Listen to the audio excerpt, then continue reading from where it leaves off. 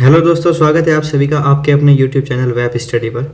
और आज हम आपके लिए गुप्त काल से 15 महत्वपूर्ण क्वेश्चन लेकर आए हैं। ये सीरीज हमने UPSSC PET के सिलेबस को ध्यान में रखते हुए बनाई है और हम सिलेबस में दिए हुए टॉपिक के हिसाब से ही आपके लिए हिस्ट्री की सीरीज लेकर आए हैं। तो शुरू करते हैं प्रश्न नंबर 1 से। आपके सामने प्रश्न नंबर 1 ये रहा। गुप्त वंश का वास्तविक संस्थापक किसे माना जाता है? सही आंसर है ऑप्शन बी, चंद्रगुप्त प्रथम को गुप्त वंश का वास्तविक संस्थापक माना जाता है। 319 ईस्वी में चंद्रगुप्त प्रथम का राज्याभिषेक हुआ। प्रश्न नंबर 2, भारत का नेपोलियन किसे कहा जाता है? इसका सही आंसर है ऑप्शन सी, समुद्रगुप्त को भारत का नेपोलियन कहा जाता है। प्रश्न 3, इलाहाबाद स्तंभ लेख निम्न में से किस एक से संबंधित है? इस इलाहाबाद स्तंभ लेख को प्रयाग प्रशस्ति के नाम से भी जानते हैं। इसका सही आंसर है समुद्रगुप्त। इलाहाबाद प्रशस्ति हरिसेन द्वारा निर्मित की गई थी। इसमें समुद्रगुप्त की विजयों का वर्णन है। समुद्रगुप्त की विजय को हम आर्यवर्त विजय और दक्षिणापद विजय के नाम से जानते हैं। इसमें इन्होंने नॉर्थ इंडिया के 12 राजाओं को तथा साउथ इंडिया के भी 12 राजाओं को हराया था। प्रश्न नंबर 4 पर चलते हैं। प्रश्न नंबर 4, हुनों ने भारत पर आक्रमण किस गुप्त शासक के काल में किया था? हुन मध्य एशिया से आए एक आक्रमणकारी थे। इन्होंने स्कंदगुप्त के शासनकाल में आक्रमण किया था। स्कंदगुप्त ने इन पर विजय प्राप्त की थी। इसकी जानकारी हमें जूनागढ़ अभिलेख तथा गाजीपुर में स्थित भीतरी अभिलेख से प्राप्त होती है।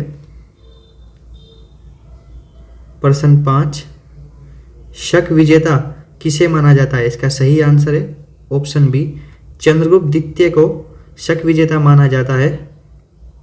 इन्होंने शक शासक रुद्र सिंह तृतीय को हराया था। प्रश्न 6, गुप्त काल में उत्तर भारतीय व्यापार निम्नलिखित में से किस एक पत्तन से संचालित होता था? इसका सही आंसर है ताम्रलिप्ति, ऑप्शन ए। प्रश्न 7, गुप्तकालीन प्रसिद्ध आयुर्विज्ञान विषयक रचना के लिए जाने जाते हैं। इसका सही आंसर है ऑप्शन डी, सुश्रुत। गुप्त काल के एक प्रसिद्ध आयुर्विज्ञान ज्ञाता थे। अगला प्रश्न, कालिदास किसके शासनकाल में थे? इसका सही आंसर है ऑप्शन डी, चंद्रगुप्त द्वितीय के शासनकाल में 9 विद्वान थे जिन्हें नवरत्न कहा जाता है। उनमें से एक थे कालिदास। ये भारत के एक प्रसिद्ध रचनाकार हुए हैं। अभिज्ञान शाकुंतलम, मेघदूतम, ऋतुसंहार इनकी कुछ प्रसिद्ध रचनाएं हैं। प्रश्न 9, गुप्तकालीन रजत मुद्राओं को नाम दिया गया था। इसका सही आंसर है ऑप्शन सी, रूपक। गुप्त काल के समय चांदी की मुद्राओं को रूपक कहा जाता था, जबकि सोने की मुद्राओं को दिनार कहा जाता था। अगला प्रश्न, प्रश्न 10, सती प्रथा का प्रथम अभिलेख साक्ष्य प्राप्त हुआ। इसका सही आंसर है ऑप्शन ए, एरन से भारत में सती प्रथा का प्रथम साक्ष्य प्राप्त हुआ है। भानुगुप्त के सेनापति गोपराज की मृत्यु हो जाने पर उसकी पत्नी सती हो गई थी। यह भारत में सती होने का प्रथम साक्ष्य है। प्रश्न 11, प्राचीन काल में किस वंश का शासनकाल स्वर्णकाल कहा जाता है? इसका सही आंसर है ऑप्शन बी, गुप्त। इसमें विशेषकर विक्रमादित्य यानी कि चंद्रगुप्त द्वितीय के शासनकाल को स्वर्णकाल कहा जाता है। इस काल में कला और साहित्य में बहुत अधिक प्रगति हुई।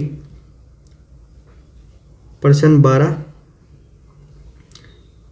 पंच सिद्धांतिका किसकी रचना है? सही आंसर है ऑप्शन सी, वराहमिहिर। वराहमिहिर द्वारा पंच सिद्धांतिका की रचना की गई।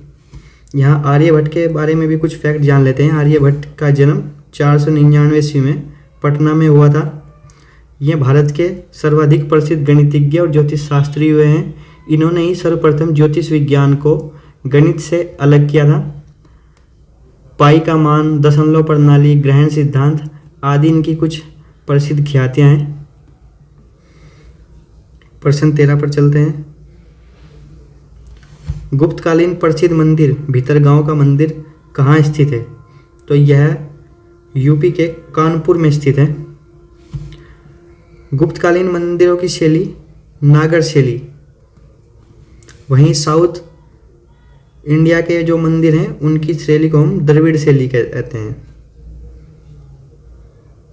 नंबर 14, किस गुप्त शासक ने परम भागवत की उपाधि ग्रहण की? इसका सही आंसर है ऑप्शन डी, चंद्रगुप्त द्वितीय ने परम भागवत की उपाधि ग्रहण की थी। इनकी एक अन्य उपाधि विक्रमादित्य थी। वैसे तो इतिहास में करीब 14 से 15 विक्रमादित्य हुए हैं, लेकिन प्रसिद्ध विक्रमादित्य अगर हम देखें तो चंद्रगुप्त द्वितीय को ही विक्रमादित्य कहा गया है। इनकी पत्नी का नाम था ध्रुव देवी तथा माता का नाम था दत्त देवी। अंतिम क्वेश्चन नंबर 15, नालंदा विश्वविद्यालय की स्थापना किस शासक द्वारा कराई गई थी? इसका सही आंसर है ऑप्शन ए, कुमारगुप्त, जो कि चंद्रगुप्त द्वितीय के उत्तराधिकारी थे। इनके द्वारा नालंदा विश्वविद्यालय की स्थापना कराई गई थी। कुमारगुप्त को महेंद्रादित्य भी कहा जाता है। नालंदा विश्वविद्यालय बौद्ध शिक्षा का केंद्र था। आगे भविष्य में बख्तियार खिलजी द्वारा ये जला दिया गया। तो ये थे हमारे गुप्त काल से कुछ 15 महत्वपूर्ण क्वेश्चन।